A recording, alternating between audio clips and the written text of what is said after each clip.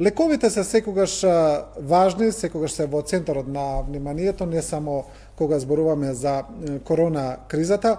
Затоа до нас се дојде едно интересно истражување кое го има направено Европската мрежа за борба против приватизација и комерциализација на здравството и на социјалните системи, кое на нас ни е пренесено од страна на Сдруженијето за еманципација и солидарност и еднаквост на жените ЕСЕ од Скопје. И тоа е прилично интересно истражување кое зборува за лековите, за фармацевската индустрија, за профитите. Истражувањето вели дека приватните истражувања и фармацевската индустрија во моментот се далеку од промовирање на иновации, бидејќи тие се во потрага по профит, наместо по потрага по исполнување на целите за јавното здравство.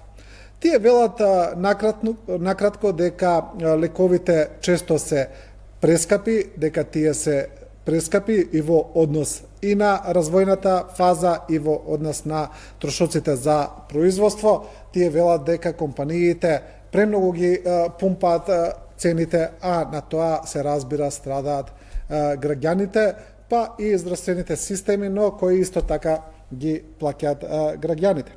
Тие велат исто така, ја повикуваат Европската Унија, ги повикуваат членките на Европската Унија да го направат следното. Да ја сменат преговарачката рамка со фармацевските компании, да направат истражувањата да бидат јавно достапни, оние истражувања кои се правени од страна на институциите, од страна на јавните установи, од страна на факултетите, од страна на државата да бидат бесплатни, а се разбира, сега во екот на кризата со коронавирусот, тие ги повикуваат и европските земји да сите лекови, третмани, па и вакцината околу коронавирусот да ја направат бесплатна. Ние разговаравме со Жан Хермес, кој е представник на Европската мрежа против приватизација и комерциализација на здравството. Денеска тој беше во Брисел, комунициравме со него по Skype. Сега предлагам да го видите интервјуто и да ги видите нивните размислувања. Mr. Hermes, tell me about this research, about this information that your organization have shared with us. You say that private development, private investigation of medicament and pharma industry is far from promoting innovation. That the research set is saying that they are focusing only on making profit. How have you made that result? Well, the WHO, the World Health Organization, and the Fortune magazine, which analyzes the accounts of the main multinationals, show us that the big pharma, as we all say, pharmaceutical industry, makes above 20% profit. At the same time, in these figures, we find out that the marketing expenses are about 25%. So that means more than 45% of the affair of the pharmaceutical industry is not related to production nor to the development programs. So the pharmaceutical industry is saying that when they are developing one new cure, one new product, it takes a lot of years, maybe decades. Sometimes they say that a new medicament from bottom to top sometimes is taking about 12 years to develop. So they are saying that the end price of the medicament is that development phase. Nowadays, the price of the new medicines is not related to the development costs. I give you an example of the price, for instance, for hepatitis C. This is a medicine that works really well, has been developed by Gilead. In fact, they bought a startup over, but then they put the price not related to the real cost, development cost, but to the willingness to pay. So they just tested to see how much people were willing to pay for this medicine, and they ended up in United States with the price of $80,000. The same medicine in Belgium is sold for €40,000, and we know that the production cost of this medicine is €100. So there is no relation anymore between the production and the development cost and the price that is asked by the pharmaceutical. And the last example we all know in Belgium and in Europe is that orphan drug for a very seldom illness by children. There they asked for this drug in Belgium 1.9 million for one treatment. That means that if we had to pay this for all the children with this drug, our social security would go bankrupt. So, and as we know that this drug has been developed by charity in France, Téléthon, and they took money from the willingness of the people and also from the government. So at the end, this pharmaceutical, this treatment has been paid by the government and by the charity of people, and it has been privatized. And then they come up with a price which has no relation and which is in fact has been subsidized by the public funds. So that's why we say when medicine has been developed by public funds, it has to be in the public property and not in the private property.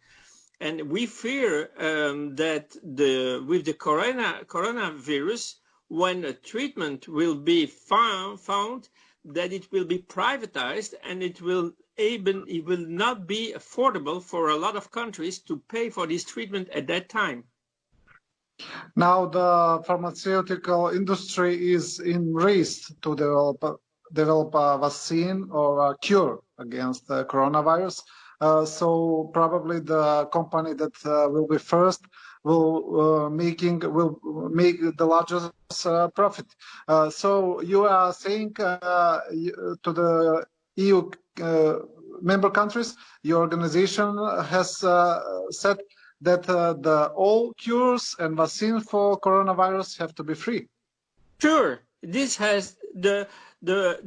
virus is now a major crisis for all countries, and the people who are working to find a treatment, those people are working most of them at the universities, and these people has been educated with also public funds when they got their PhD to do all this research.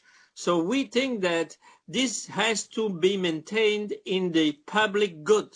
And the public good means that you are able to produce when we will find the treatment, it can be produced in several countries and not only by one pharmaceutical industry at one place, because we will need a lot of these medicines for all the world. So I think this has to be affordable for all the countries and not only the countries who are rich. That's why we think that the medicines innovative medicines has to be more transparent in their data, in their way of reality of production and development, and by the way, the price has to be also compared to this production cost and not only to the willingness to pay or to the savings because some of them ask the price not related to the production but to the savings they would be able to do in comparison with other treatments. Mr. Hermes, you are also calling the EU member countries to have a more aggressive policy towards negotiation with the pharmaceutical companies for new drugs. What do you mean by that?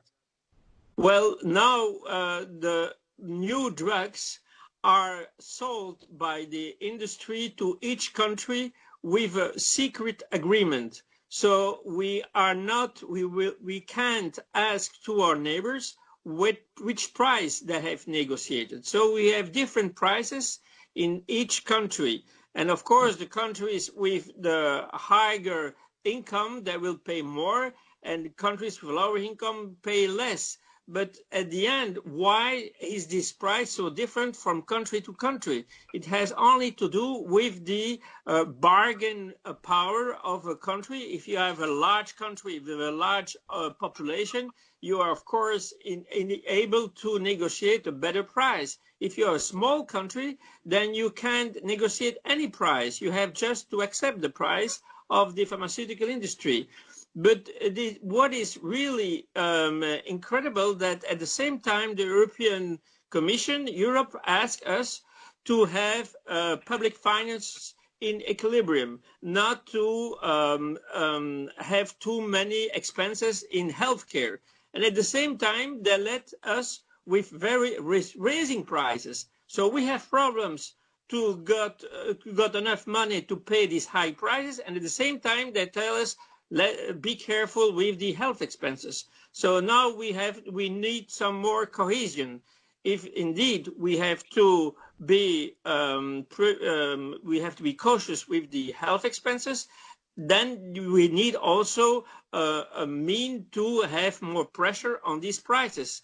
And each country alone can do that. But on European level, we can ask to the multinationals to have more transparency on their prices and to have a fair price. Yes, okay. Thank you, Mr. Hermes, for this interview. Okay, thank you. Bye-bye. Да, тоа беше интервјуто со Жан Хермес од Европската мрежа против приватизација и комерцијализација на јавното здравство за лековите и фармацевската индустрија.